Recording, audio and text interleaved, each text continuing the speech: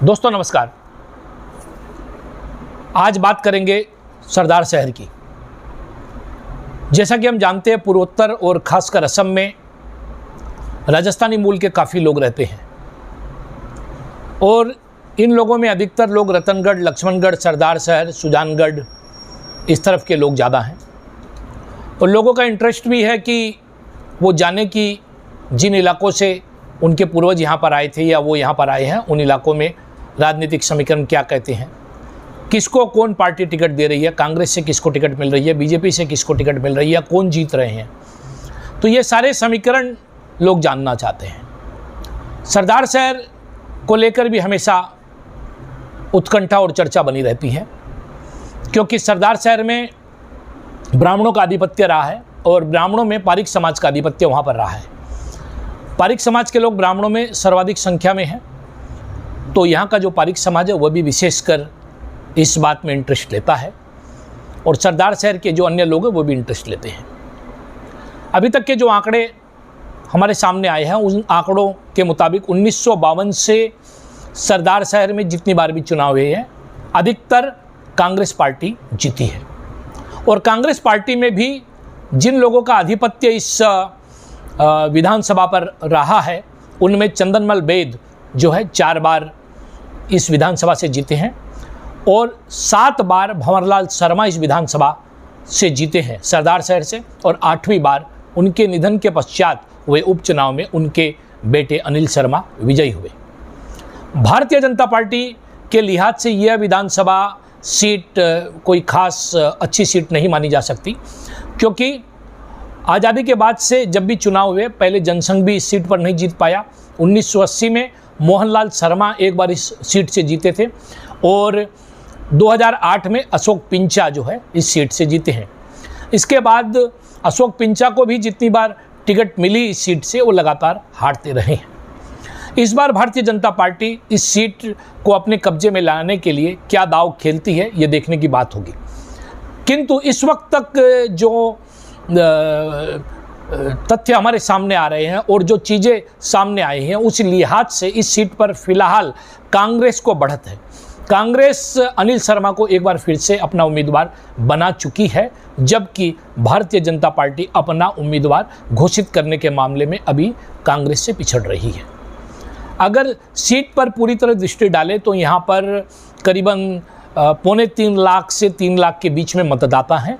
उन मतदाताओं में 60,000 के करीब ब्राह्मण हैं और 52,000 के आसपास जाट है, 25,000 राजपूत है, 25,000 ही करीब आपके जो है मुसलमान हैं, और ओबीसी और SC ST के जो मतदाता हैं उनको मिलाकर करीबन 1 लाख के आसपास बैठते हैं। तो ये यहाँ का समीकरण है। ग्रामीण मतदाता जो हैं वो 75% के आसपास है और शहरी मतदाता जो हैं वो करीब 25% के आसपास है। तो मूलतः यह ग्रामीण सीट कही जा सकती है। तो इस सीट पर इस बार मुकाबला रोचक होगा, ऐसी आशा की जा सकती है, क्योंकि फिलहाल भारतीय जनता पार्टी ने यहाँ पर अपना जो उम्मीदवार है वो घोषित नहीं किया है। किंतु इसके बावजूद भी जो कुछ नाम प्रमुखता से इस सीट के लिए अभी पैनल में गए हैं, ऐसा माना जा रहा है, वो नाम जो है उनमें प्रमुख नाम है अशोक पिंचा, जो एक बार यहाँ से विधायक रहे हैं, किंतु उसके बाद लगातार अशोक पिंचा यहाँ से इस सीट से हारते रहे हैं। इसलिए उनको लेकर जो है थोड़ी नकारात्मकता यहाँ भारतीय जनता पार्टी में देखी जा रही है।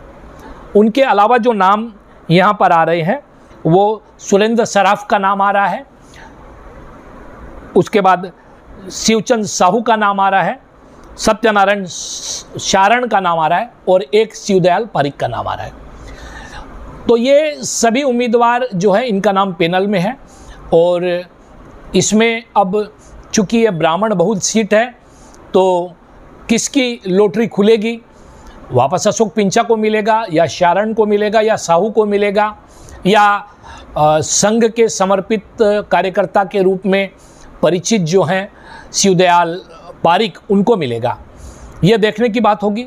किंतु इस बीच एक और नाम बड़ी तेज़ी के साथ सरदार शहर विधानसभा के लिए उठ रहा है और वो राजस्थान के पूर्व मंत्री राजकुमार रिणवा का नाम आ रहा है। राजकुमार रिणवा पूर्व में रतनगढ़ विधानसभा से खेलते रहे हैं। पिछली बार पार्टी ने उन्हें टिकट नहीं दिया और वो निर्दलीय उम्मीदवार के रूप में रतनगढ़ से खेले। वहाँ उन्हें 18-19 हज़ार वोट मिले, किंतु उनकी उस चुनाव में हार हुई। सीधी टक्कर में जो है अविनेश महर्षि ने वहाँ से जो है निर्दलीय उम्मीदवार को हराया और उसके बाद वो जीते। और फिलहाल एक बार फिर से रतनगढ़ से अविनेश महर्षि भारतीय जनता पार्टी के कैंडिडेट हैं। और चूँकि राजकुमार रिणवा का अपना एक रुतबा है और राजकुमार रिणवा एक बड़े ब्राह्मण उम्मीदवार के रूप में माने जाते हैं, इसलिए हो सकता है पार्टी उनको भी इस बार टिकट दे सकती है। तो अभी तक सूत्रों से जो खबर आ रही है सरदार शहर विधानसभा को लेकर, उसमें राजकुमार रिणवा के अलावा शिवदयाल काबरा का नाम प्रमुखता से सामने आ रहा है। तो इन दोनों में पार्टी इस बार किसको टिकट देती है यह देखने की बात होगी। हालांकि सरदार शहर के लोगों से बातचीत होने पर उन लोगों का मानना है कि जो भी उम्मीदवार हो वो स्थानीय उम्मीदवार हो। तो इस दृष्टि से अगर इस पूरे मुद्दे पर नज़र डाली जाए तो कोई बड़ी बात नहीं है कि शिवदयाल काबरा माफ़ कीजिएगा शिवदयाल पारिक को इस बार जो है यह टिकट मिल सकती है और वो भारतीय जनता पार्टी के उम्मीदवार हो सकते हैं। हालांकि भारतीय जनता पार्टी का उम्मीदवार जो भी हो, पार्टी को बहुत मेहनत करनी पड़ेगी, बहुत जोर लगाना पड़ेगा यहाँ पर कांग्रेस के अनिल शर्मा से ये सीट छीनने में। तो ये सारा समीकरण जो है फिलहाल भारतीय जनता पार्टी के पक्ष में दिखाई नहीं दे रहा है।